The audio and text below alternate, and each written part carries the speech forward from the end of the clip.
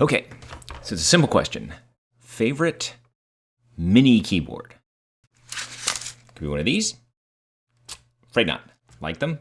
Not favorite. Could be one of these. Unfortunately, both busted. Bad USB cable thing went wild. Not my favorites anyway. Okay. You think I'm kidding. Actually, the crazy part, this is a MIDI keyboard. And it's decent. It's Velocity. But it's not my favorite. This... Okay. Seriously, though. It's kind of a... I don't know if it's a toss-up or not. I bolted these two together, or more like that, Velcroed these two together. And this combination is my favorite. I have, basically, they're just Velcroed, or kind of little Velcro. This is my Keith McMillan QuNexus? QuNexus? You know, I always forget which is which. That's one thing I gotta ding McMillan for. It's, it doesn't even say on here. It says like, oh no, there it is. Pfft, stupid me. QuNexus. I like this. Very professional. Super like poly sensitive, polyphonic pressure sensitive. I like how it's lit. I like all the features. The velocity sensitivity. As pads go, it's cool. Has a lot of connectivity with regards to CV, lots of programmability. It's a really fun device, and there's actually a newer version or a different sort of version that doesn't quite have as many features, but the price is quite a bit lower. And it's fun, but it is a pad. It's not a real kind of keyboard, and it lacks one key feature that I really, really like. Which brings you to, yes, this one actually is my favorite mini keyboard. It's a little bit bigger than the others. It's 37 keys, 25, 6, 7, 8, 9, 10, 11, 12. So like 32 keys. It's kind of interesting. It ends on F, which is my one gripe. I guess it shouldn't be a gripe, but it's just kind of weird. I always expect it to start on a C and end on something. But anyway, it has that lower F below it. The feel is actually really good, despite it being a mini keyboard. It's good. It's pressure sensitive. The velocity action is nice. It's a nice keyboard.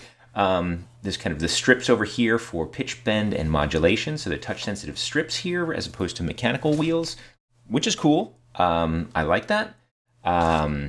It has octave up and down, has a really, and this is what I love about it, a really, really great arpeggiator step sequencer section. For me, that just drew me right to it.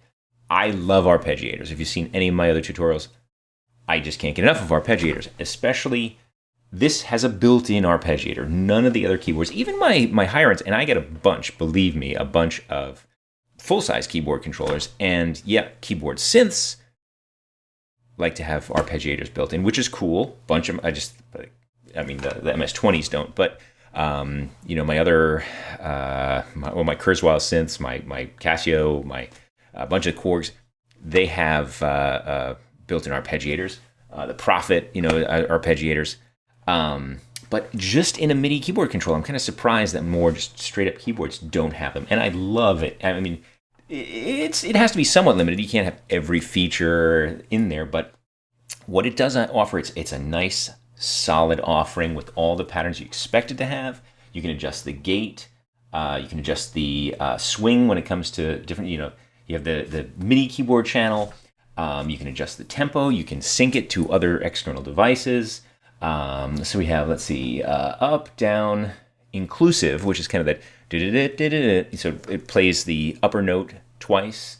Exclusive, it doesn't play the upper note. Random, which you of course expect. A order where it's just random once sort of thing. And then we up twice, and then down twice. Lots of nice modes. Love that part. It also has a really good built-in step sequencer, so you can record in steps, or you can add them in using the editor as well, and then you can transpose them on the fly, which is really cool.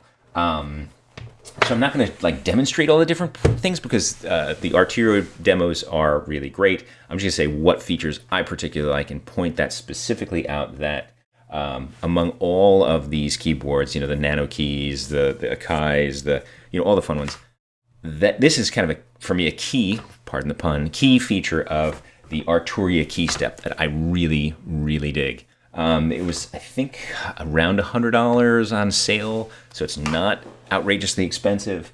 I'm pretty sure my QuNexus cost quite a bit more than that, but it's got a lot more kind of higher end features, but doesn't have the arpeggiator.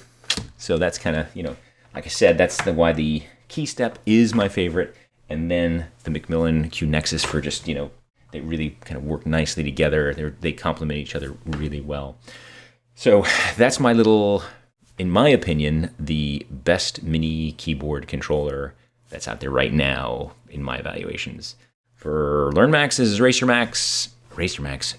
This is Eric, aka Eraser Mice. Until next time.